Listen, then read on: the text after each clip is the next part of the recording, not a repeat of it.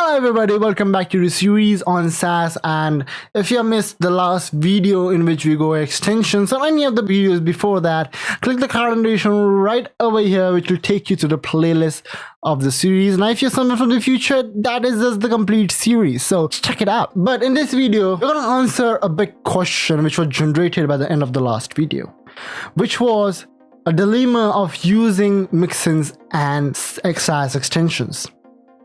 Now, if you look at Mixins and extensions, they are very similar.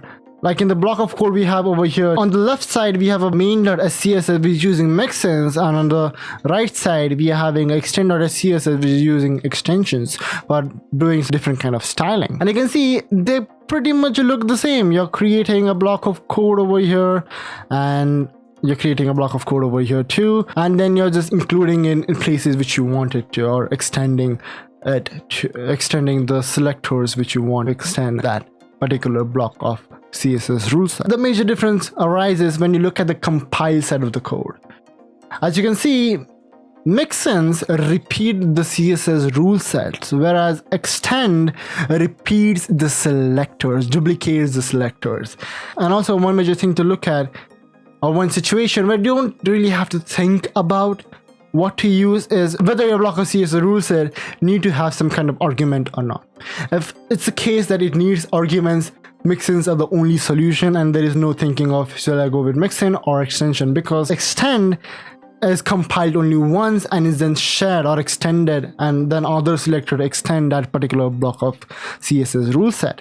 So changing something particular using argument would be making the change everywhere, and that's not really useful. So the question still remains, what should I use and when should I use it? And the answer is still in front of your eyes. When you look at the compiled part of the SASS extensions, you see that the selectors are duplicated, and the answer lies over there. Because now with extend, what happens is you can scroll to the h1 block in your compiled CSS style sheet and know everything there is to know about it, except for its typography. To find this typographic property, you have to randomly scroll until you find a list of random selectors paired with it to have the style of the typography, which is a little bit of a hassle. And to be honest, you might not even remember that you have extended it. And since there is no actual indicator of extending that, because you're using a placeholder, you don't even know where the block of code is coming from, you might just get confused and frustrated. So the simple answer to it is just avoid using SASS extensions. And I know, Mixins produce a bunch of duplicate code, but they don't affect this organization of your CSS. All the information you need for a particular block of selector, a particular block, is right there in one place. It's not distributed all over your style sheet. That's exactly what extension does. Extension destroys the order and predictability of your code base to save you from repeated code, and it's not really worth it. Because remember, why did we start learning SASS? Because it gives a structure, it gives a predictability, and if you lose that for saving some repeated block of code, well, you might as well write plain vanilla CSS, which is a big problem on its own. And now you might be even wondering, why did we spend all that time learning extensions? And that is because CSS is tricky and there is no concrete rule for architecturing CSS. And that means other people might have built the CSS ecosystems differently, and that might include extensions inside of it. And being a developer is not simply about writing your code, it's also about being able to read and work with other people's code.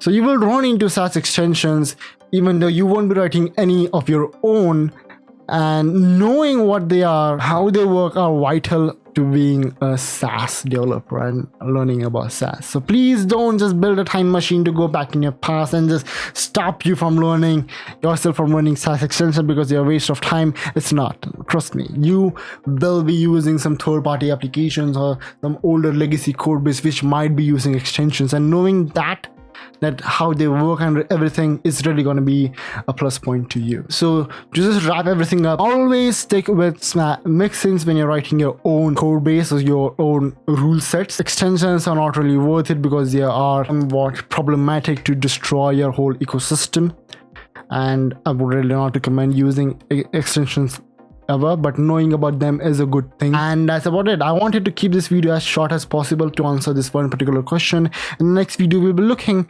into a little bit more features about SASS. We'll look into some inbuilt functions which are so much important and so much helpful. So I will see you guys in the next video. Till that time, stay fit, stay awesome, and bye bye.